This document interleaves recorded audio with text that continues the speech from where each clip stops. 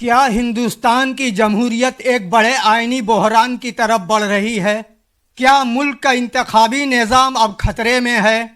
24 April 2026 کی تاریخ بھارتی سیاست میں ایک بڑا زلزلہ لے کر آئی ہے، جہاں اپوزیشن نے براہ راست ملک کے چیف الیکشن کمشنر گیانیش کمار کے خلاف اعلان جنگ کر دیا ہے۔ 73 ارکان پارلیمنٹ کا ایک دستخط شدہ نوٹس اور سنگین الزامات کی فہرست، کیا یہ صرف سیاست ہے یا ادارے کی ساکھ کا سوال؟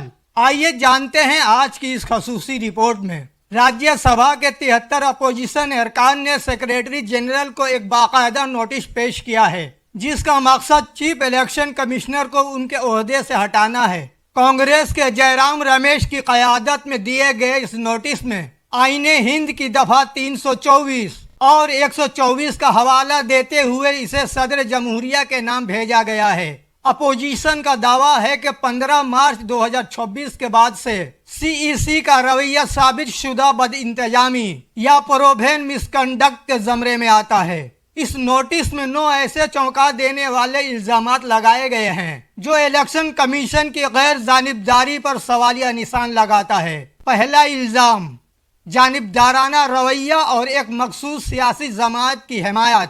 دوسرا الزام، وزیر اعظم اور وزیر داخلہ کے مبینہ اثر و رسوخ میں کام کرنا۔ تیسرا اور اہم ترین، ووٹر لسٹوں کی خصوصی نظرثانی یعنی ایس آئی آر کے نفاذ میں بے ضابطگیاں۔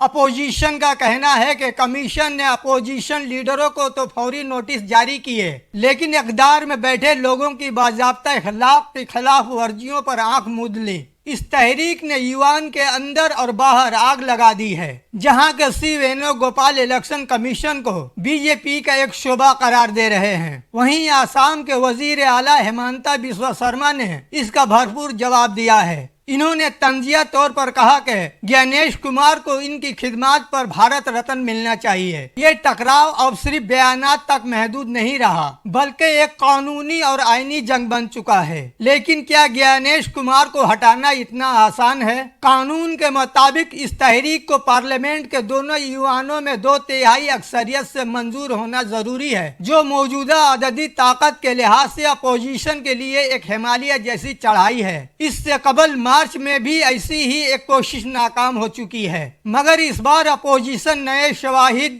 اور زیادہ ارکان کے ساتھ میدان میں اتری ہے۔ دوستو، معاملہ اب صرف افسر کو ہٹانے کا نہیں رہا، بلکہ یہ ہندوستان کی جمہوری اداروں کی خود مختاری کی بقا کا سوال بن چکا ہے۔ کیا الیکشن کمیشن اپنی ساکھ بچا پائے گا یا یہ تحریک بھارتی سیاست کا رخ موڑ دے گی؟ آپ اس بارے میں کیا سوچتے ہیں؟ کمنٹ سیکشن میں اپنی رائے کا اظہار ضرور کریں، اور ایسی ہی گہری سیاسی اور جغرافیائی تجزیات کے لیے دیکھتے رہیے آپ کی سوچ۔